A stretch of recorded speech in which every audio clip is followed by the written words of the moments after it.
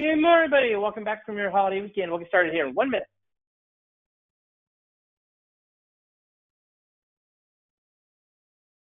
Start here in less than a minute.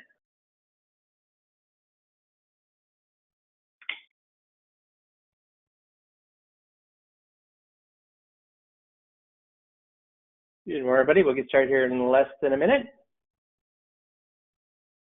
Let everybody dial in. Coming back from that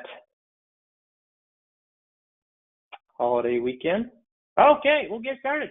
Good morning, everybody. So I think I have a topic that is dear and near to my heart that I'd like to talk about today, and I'm hoping that you'll communicate it with your clients, especially in the environment that we're in. So let's get started here. What do people want in retirement, guys? What do people want in retirement? What do people want in retirement? I think that, every person that I've talked to wants a comfortable, wants a consistent, happy retirement. That's what they want. How many of my clients ever told me that, okay, now that I've worked all my life, now is the time to get rich. Now that I've worked hard and I've saved, now is the time I want to start to really get aggressive and get rich. How many of my clients said that? None. They've already done that. They spent 30 or 40 years doing that. Now what they're saying, I already took the risk. I already did the hard work of saving. Now I want to make sure I can spend it consistently without worrying about running out of money. That's what they want, isn't it? Or do they say, okay, now that I'm retired, I want to take a lot of risks. I want to roll the dice. I want to get rich, rich, rich, rich. No. They've already done that. They want to maintain a comfortable lifestyle. But is money emotional? Is money emotional? And I've talked about this before. I've worked with CEOs. I've talked to advisors, worked with CEOs, both on their business.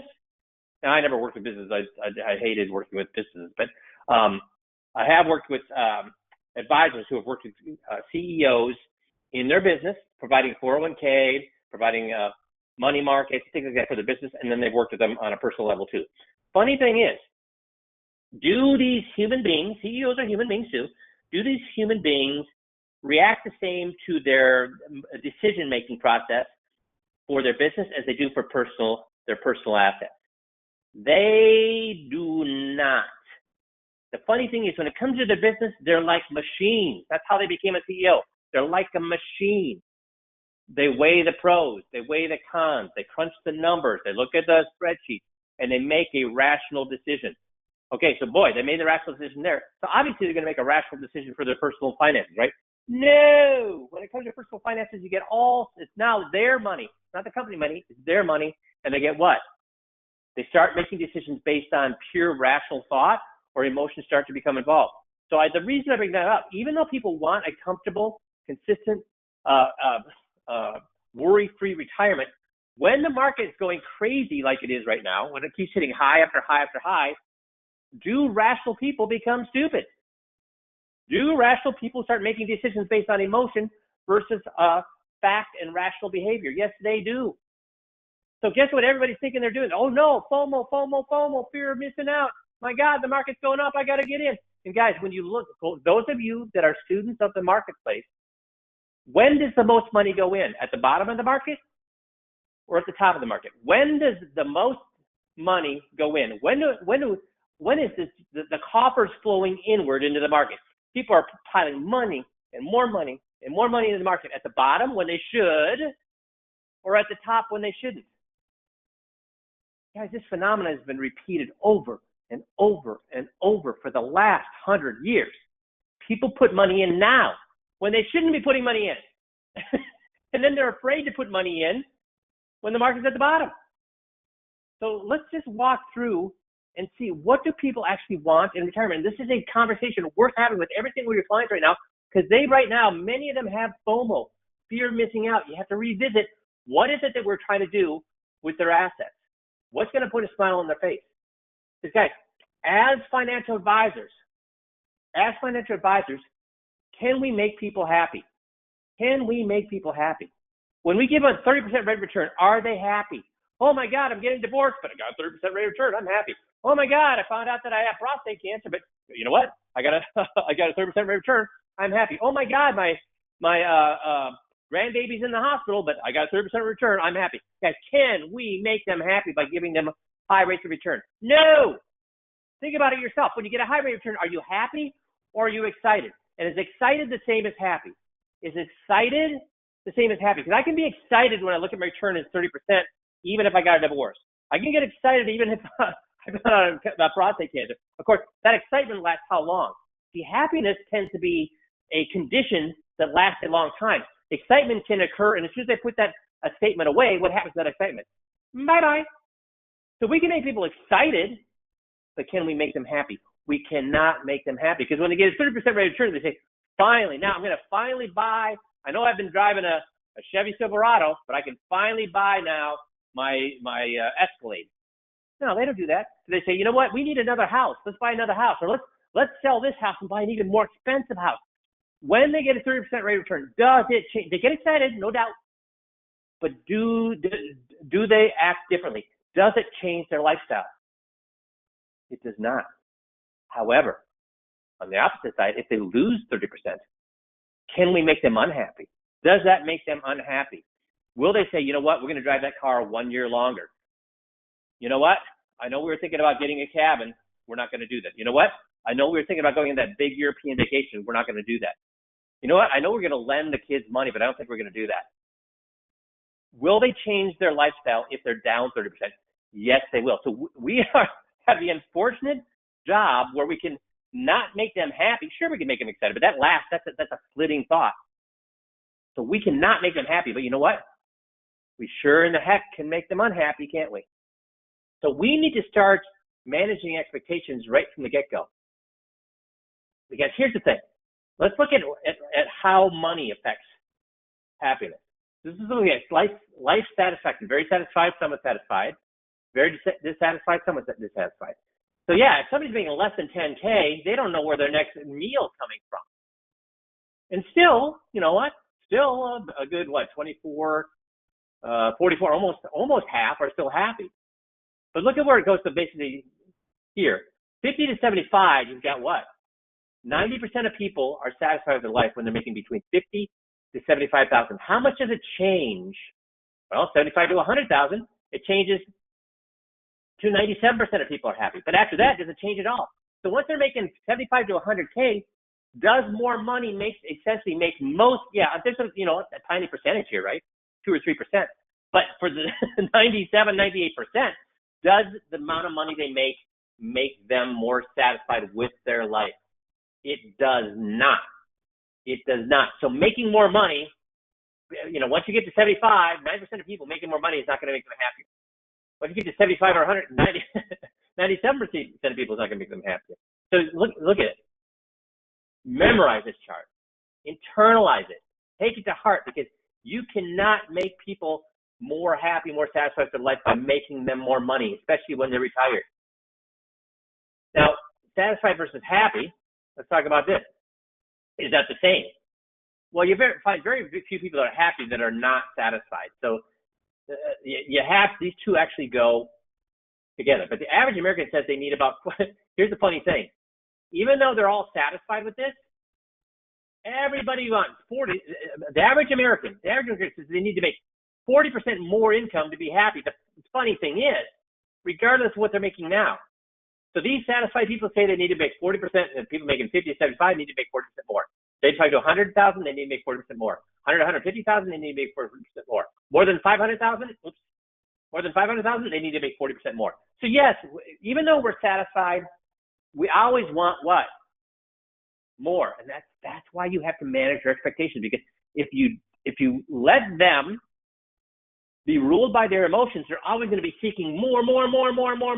But will that make them truly happy? Remember, rates of return do not make people happy. It makes them excited, not happy.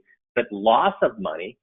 Okay, and here's the thing. I am all for people having 40% more income if they can do it without risk. Wouldn't we all like 40% more income if we could do it without risk? Are you able to give people 40% more income without risk? In fact, we can. Allie, can you help me here? I can't see your answer to these questions today, guys. Had a glitch in the software. But Allie, can you jump in here online and kind of help on the phone here and help me? Guys, do we have a way to get people up to 40% or more income, 25%, 50%, even 100% more income without additional risk? Do we have the ability to do that? How do we do that, guys? Let's see if anybody can get this.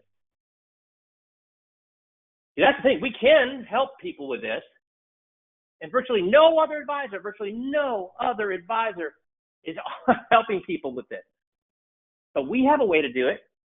You have a way to give people 25% all the way up to 100% more income with less risk, and they don't even need to change their investments. Do we have the ability to do that, guys? So, Allie, do we have any right answers there? We've got a lot of yeses, and then the HECM, HECM. Yeah, HECM. Very good, you guys. You all got your singing hats on. Thanks, Allie.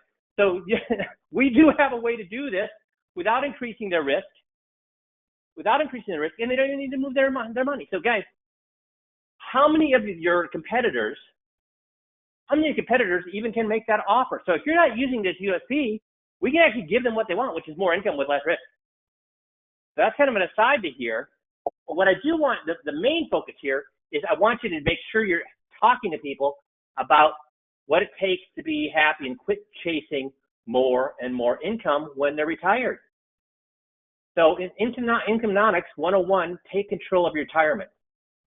What's the formula? There have been many studies on how do we become more happy, or is there a formula for happiness? What ends up, there is a formula for happiness, and I don't even know what these things stand for, but I'm just saying that intellectually there is a formula for happiness.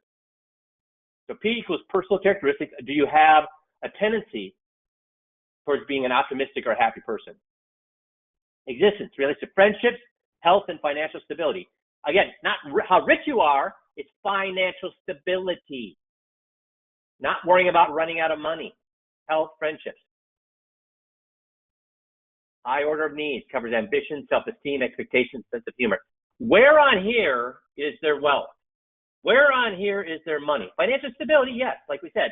When you get to $75,000 to $100,000 of income, 97% of people are satisfied with their lives. They're fine with the way their lives are. So that equates to them having satisfied ease. So guys, these are the things that will make people happy. You see, having more money, again, financial stability is not more money. It's having a good income that you can rely on. That's what that's talking about. Otherwise, anything else here, their personality, their friendships, their health, ambition, self-esteem, expectation, sense of humor, do any of those have to do with being rich? They do not. Being rich does not make you happy. See, who wants a lot of money and who wants to be happy? Would you rather have a lot of money and be happy, or have less money and be happy? See, Mom always said money doesn't buy happiness. But was Mom wrong? Well, studies show that if you win $1 million, you'll be happier. So now I just told you having more money does not make you happier. It ends up, studies do show that if you win $1 million, you will be happier. I would though say it does not make you happier. It makes you more excited. Why? Why do you think I say that? How long do people remain happy after they win $1 million? On average, just 1 year, and then they're back to where they were before they won the $1 million. See, the question is, are all people who have money happy? And do all happy people have money? Guys, not all people that have money are happy. In fact, what has the study shown? That people who win the lottery 5, 6, 7, 8, 10 years later, some people are still happy, but they find an awful lot of them. In fact, the majority of people, when they've won the lottery, are more happy or less happy 3, 4, 5 years down the road. Now, some people are still happy. Don't get me wrong. Some people are. But the vast majority of people who won the lottery are actually end up being less happy 3, 5 years down the road. Why is that? It's been a whole call on that. So are all people that have money happy? Do all happy people have money? We know many people who are not happy, that are not rich, that are very, very happy people. See, there's only one way that money brings permanent happiness. We talked about it. There's when it brings you out of poverty, when you know that you've got a roof over your head without worry about that, you know you can take care of your health care concerns, you know you can put food on the table, that allows you permanent happiness. So it's difficult to be happy when you're making less than 10 grand a year. But once you make 75 to 100,000, you know what? You're happy. 97% of people are happy. We just saw that in the chart. There's very little difference between somebody making $75,000 and $250,000 a year in happiness. Very, very little, because of that formula we talked about. And see, the United States is actually richer than it was 50 years ago. People are richer than it was 50 years ago. Guys, think about when you were growing up. Think about, everybody say, during the election, everybody saying, oh, the economy's terrible. Oh, we're worse off than we were. I want you to think about how you grew up, and think about how your kids grew up. Think about how, maybe you're different than me. When I grew up, I wore Sears Toughskins. And when I got a hole in the knee, guess what? Mom ironed on a patch on the knee. I didn't get Converse. I got the cheap, I didn't even get Converse shoes. I got the cheap knockoff. If I want, at age 16, I got a job immediately so I could start buying myself Levi's. Holy cow, I could buy Levi's instead of getting Sears Toughskins. Guys, am I out to lunch here, or did many of you on this call grow up the same way? Are your kids growing up less rich or richer than you did? The United States, people are richer than they were 50 years ago. Now, why do I make a big point of that? Because here's the thing. If we're richer and money equals happiness, shouldn't we all be happier? No. Since 1957, the purchasing power of Americans has tripled. Since 1957, the purchasing power of Americans has tripled. Guys, we had 3 TV channels on a crappy 12-inch TV. How many, even poor people today, have 3 channels on a crappy TV and have to hold the rabbit ears?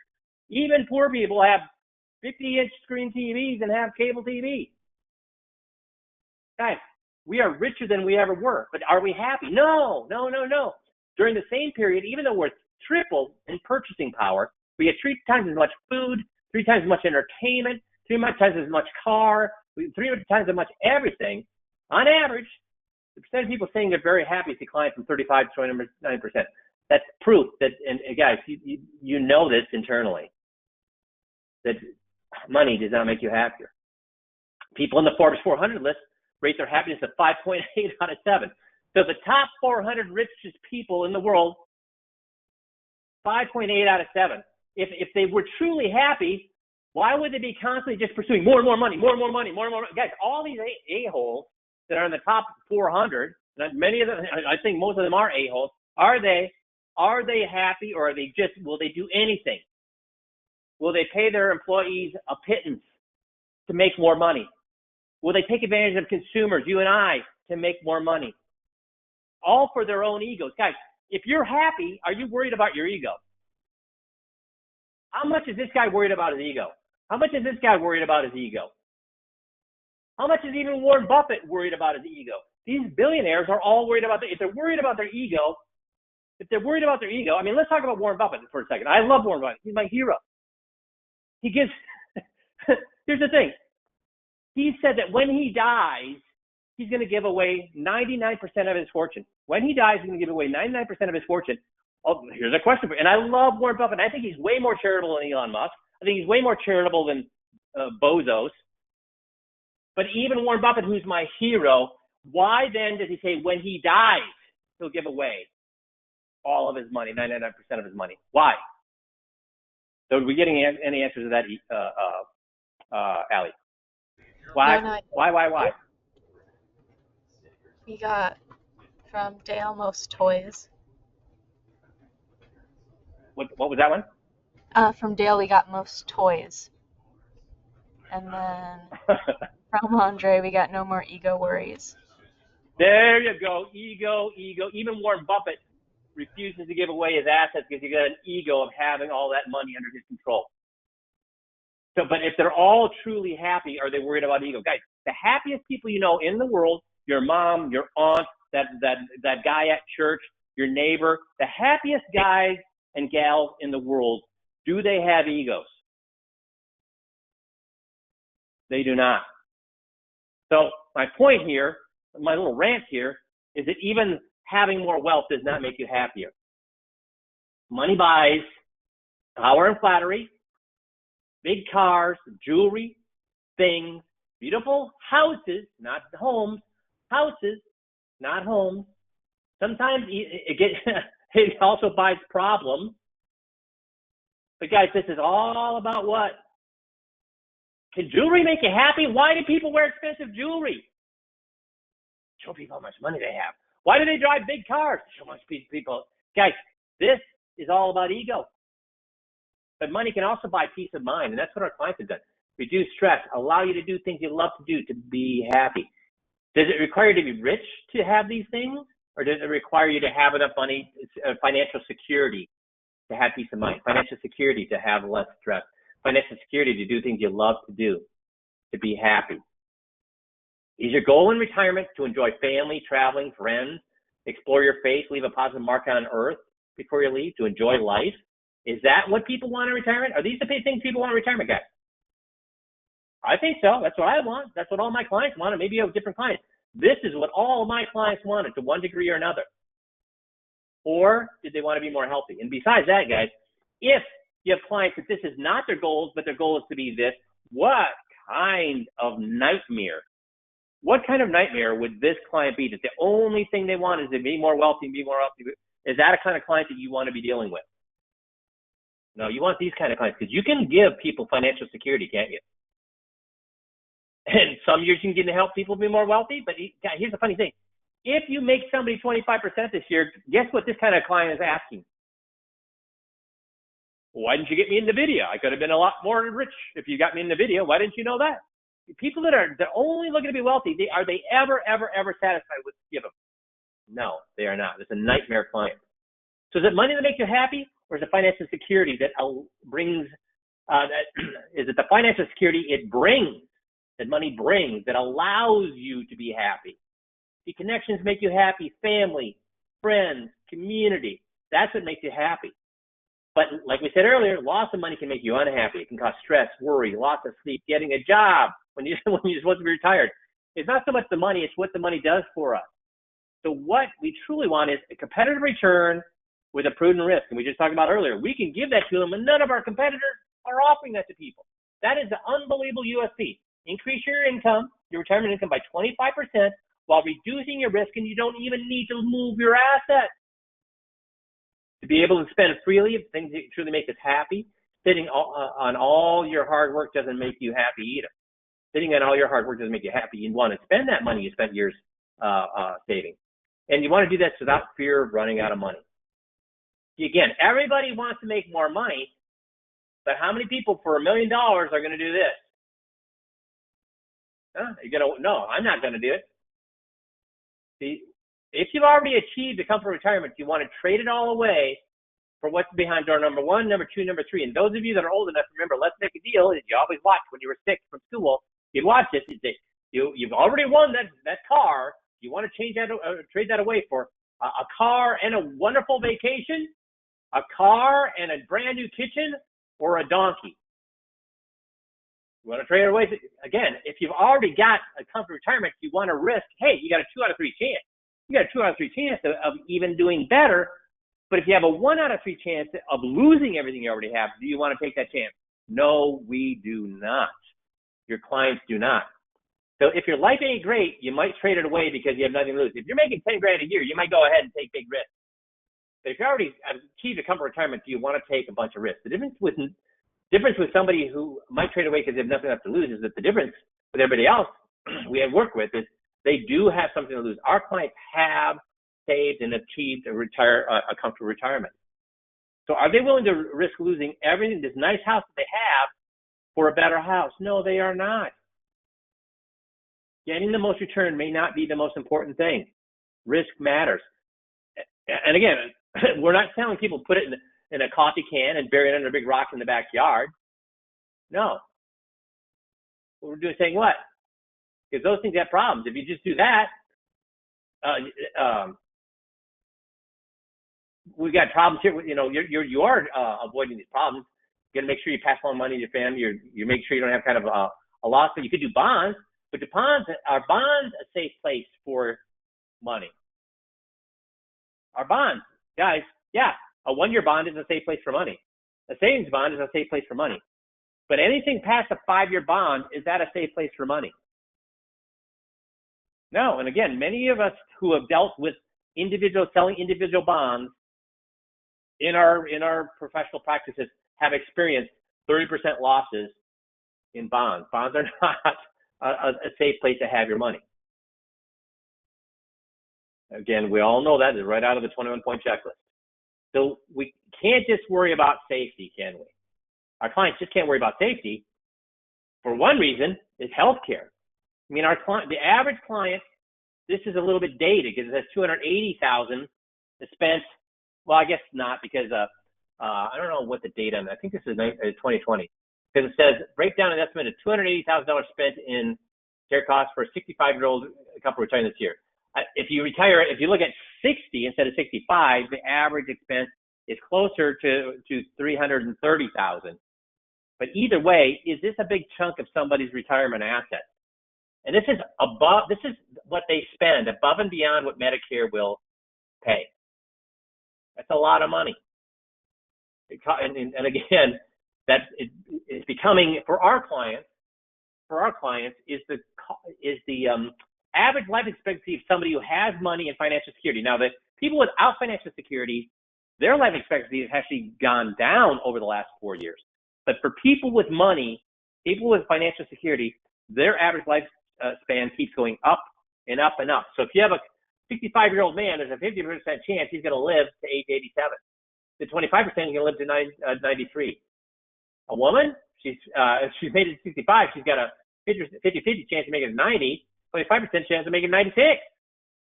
65-year-old couple, one of them is going to live to 94, one of them is going to live to 98. So people are living longer. They need to make sure that money lasts, and they can't be taking a lot of risk. But we do need to be good growth. We do need growth. So with our USP, 25% more income, less risk, don't have to move assets. Are we still, with that mentality, with that technique, are we still keeping them ahead of inflation? Yes, we are. Yes, we are. So there's tools to manage risk. There's lottery tickets, casinos. You can Marriott, right? I'm sorry, not risk. Tools to manage return. You can get returned by buying lottery tickets, go to casinos, or you can marry into it. But there are more realistic ways, which is what we do, which is what? Invest in the market. Stocks don't necessarily keep you ahead of inflation, though, do they? Because what happened between 2000 and 2016? Did stocks keep you ahead of inflation from 2000 to 2016? From 2000 to 2016, the Dow Jones only averaged 2.5% per year. Did that keep you ahead of inflation at 2.5% per year? Because between here and here, they only averaged 2.5%. No, it did not keep you ahead of inflation. S&P 500 during the same period, 1.64% per year. Did that keep you ahead of inflation? No. The NASDAQ, it actually lost money during that time period. A little bit, not a lot. Did that keep you ahead of inflation? No. So 2000, 2016 stocks didn't keep you ahead of, and is that a chunk? Guys, 16 years, is that a big chunk? If somebody retired in 2000, is that a big chunk of their retirement? By the time, if they retired at 65, 16 years later, they're what? 16 years later, they're what if they retire at 65? In their 80s. That was a big chunk of time not to be ahead of inflation. So for that 17-year time period, and then for the 17-year time period from 65 to 82, the value of the dollar dropped significantly. What $100 bought in 1965 would have cost $311. So in 1965, what $100 bought would have cost $311 by 1982, and yet the $100 invested in the Dow in 1965 would have been worth less by 1982. So cost of living went from 100 to 300, triple. But if you invested in 1965, by 1982, you've only been at $97. So did it keep you ahead of inflation during that time period? You got clobbered. That means the market lagged by a full 67%. That's horrible. That's what the market looked like from 1965 to 1982. So did that period, did it keep you ahead of inflation? That means from 1965 to 2024, from that period of time, 1965 to 1924, over the past 59 years, 17 years from 65 to 82, and 17 years from 2016, you were not ahead of inflation. That means over half the time, 34 of the past 59 years, over half the time, the market did not keep you ahead of inflation. Guys, how many of your competitors, if this was on a test, how many of them would get this correct? If I said, hey, what percentage of the time does the market keep you ahead of inflation over the past 59 years? How many of them would say virtually all the time? Versus saying, Well, 50% of the time it doesn't. And guys, that's a 50-50. How many of you want to go to your clients and say, hey, we got a 50-50 chance of you staying ahead of inflation by being in the market? What do you think, guys? I mean, we've covered, in the past 25 years, I've probably covered this 10 times on these calls in the past 25 years, about every 2 years. And yet people are still surprised. Many of our advisors are still surprised. How many of your clients would be surprised by this? We know what percentage of your competition would be surprised by this. 100% of them. I guarantee you 100% would be surprised. So because of this, and if we go back and look here, sequence of return risk, right? That's what's happening here. Do we have at our fingertips a tool that would actually take advantage of this chart from 1965 to 82, that would actually come out way ahead because of this chart? Let's go back here. Do we have a tool at our disposal that would actually take advantage of this, would actually clobber the market because of what this looks like? What's that tool called? So, Alec, can you tell me if people are writing that tool in? What's that tool called? Sorry, I was responding to someone. We got FIAs. FIAs, when you reset every year. When the market's down, you reset at a lower amount. When the market comes back, you do well. And guys, we have tools at our hands, like I said earlier, and like I put half of my guaranteed money in over the last few years was the FIAs that offer these 7-year lock-ins to rate return. So guys, that means what? 57% of the time. Well, heck, I'd have 57% of my money in FIAs then. Because FIAs, 57% of the time over the last 59 years would have done better. Not just keeping your money safe, they would have done better rate of return wise. Because we have to worry, and our clients have to worry about sequence of return, showing 60%. This is the exact same rate of return, with the average of 6% versus a 6% rate of return with losses earlier. And later and earlier. We can see there's a huge in 25 years, 30 years, how long your money lasts, to 36, 37 years your last. That's a big difference between the exact same average rate of return. A lot can happen in 5 years, a lot can happen in 10 years. Worry about two things. Inflation, we need to worry about inflation. Each year our income needs to what? Needs to grow. And if we keep increasing how much we pull out, what are we worried about though? Running out of money. And we're becoming older. We're becoming older. At least our clients are, because people with money are living longer every year. How do we keep ahead of inflation then? Well, from 1915 to 2022, the average rate of return was 10%. So what if we just made sure we could make 10% a year? Just keep the withdrawal rates below 9%, right? Well, what happens? Here's just a simple example. Average rate of return of 9%. We grow to 109, take out 9,000, we're at 100. So if the average rate of return was 9,99999, we could go ahead and do that, right? Is that the way the world works? No. So what's another way to get a 9% rate of return? Well, we could get a plus 35, plus 25, 15, 15, 15, and then a minus 35 and a minus 25. That would get us a 9% rate of return. What would happen if we did that? Well, we'd end up with 114,000. We start out with 100, we end up with 114. Yay! That's example A. What if we flip that? And instead of getting a positive, we start out with a negative 35, then we get a positive 35 and a positive 25 at the end. Well, we end up running out of money, what, at year 7. We don't end up with a positive, we end up with a running out of money. So sequence returns does matter. But Mike, that's not, yes, I get we can't be pulling out more money, than we have going into the bucket. And that's not real. You're making numbers up here. What about real life? Well, let's look at real life. Here's real life. $1 million portfolio. Instead of a 9% withdrawal rate, we're just doing a 4% withdrawal rate, adjusted for inflation. Well, ends up both ways you look at this, 5.88. Because how you get rates of return don't matter, because you add up all these numbers, divide by the amount of numbers you have, and it gives you the average. So both of these this is actual portfolio, real life. And this is the real life. 2000 minus 10, 2001 minus 13, 2002 minus 23. This is the real life through 2022 average 5.88% return. Certainly not 10, is it? So people that retired in 2000, for 22 years of their retirement, they got a 5.88% rate of return, not a 10% rate of return. And just pulling out 4% just from inflation, they would have ran out of money in 18 years. Now, if we flip that, or instead of losing money at the beginning, you lose money at the end, they'd actually end up with a little bit more money than they began with.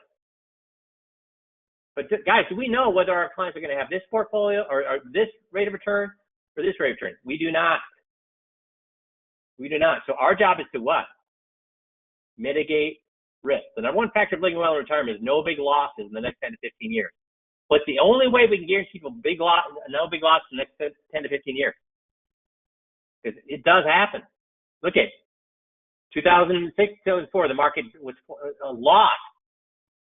During that whole entire time period, you were down 4% over that 24 years.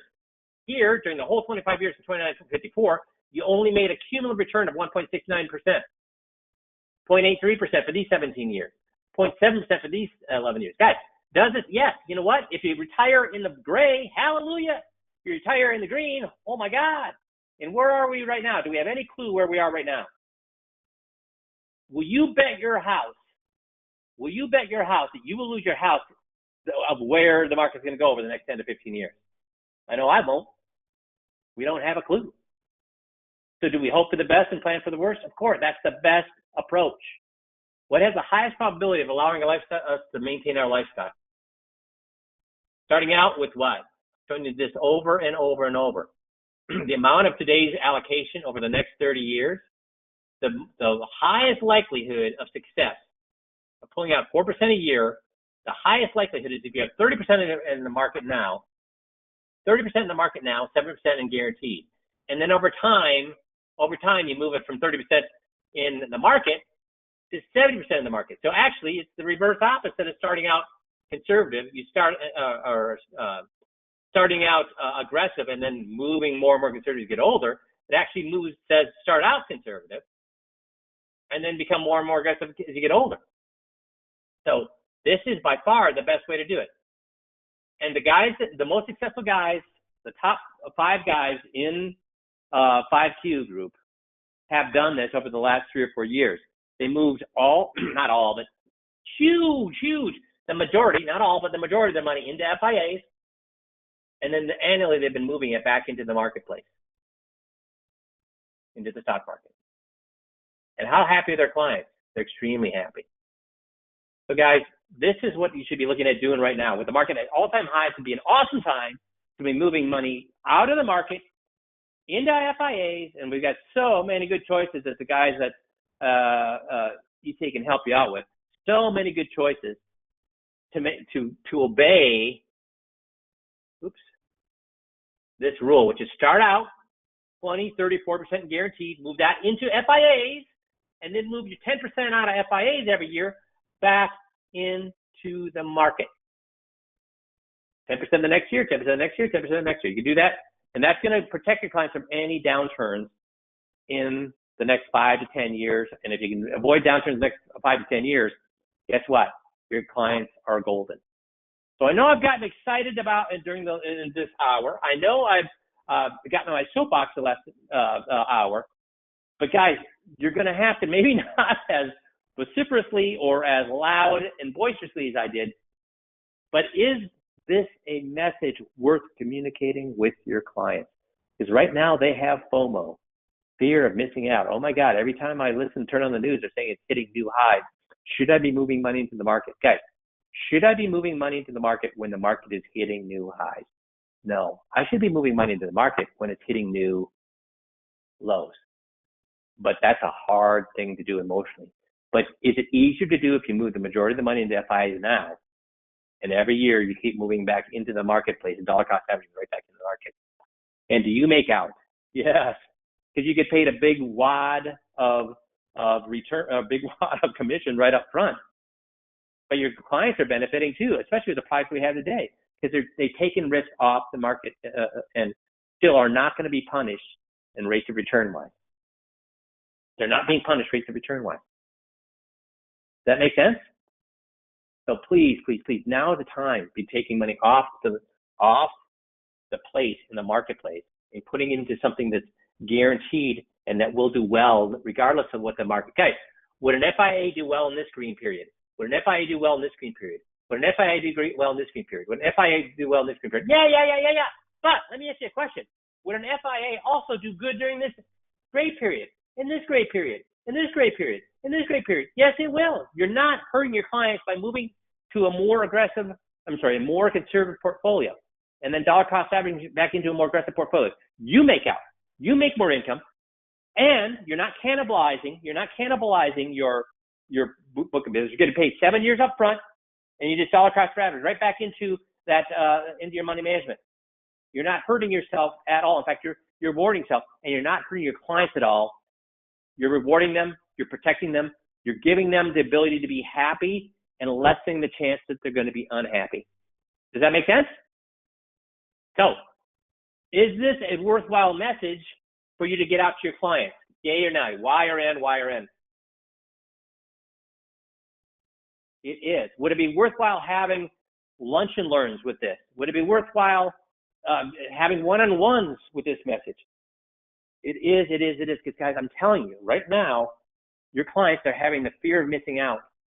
And if you let them maintain too much money in the market, great right now, no problemo. But when the market turns, do we ever know when the market's going to turn? No. Do we never know how much the market's going to turn? No. Do we ever know how long the market's going to turn? No. You have the risk of losing, not if you're all in money management with this money, not only losing, the market falls 30%. You didn't lose 30% of your income. You lost way more than 30% of your income. Why? Because people are going to bail on you. People are going to bail on you. And are people going to bail on you if this is what you do with your clients? They are not. They're not going to bail on you when the market's going up. They're not going to bail on you when the market's going down. This is a way to help them, and by you helping them, it's going to help you have a more predictable income going forward as well. Make sense? Awesome. And just as a reminder, guys, we're going into December. If you're not having this conversation with clients, and maybe there are clients having this conversation, what should you be doing during December? Working on your skills, your GOTS, and your scripts. Make sense? Super duper. Thanks, guys. Have a great day. We'll talk to you all next week.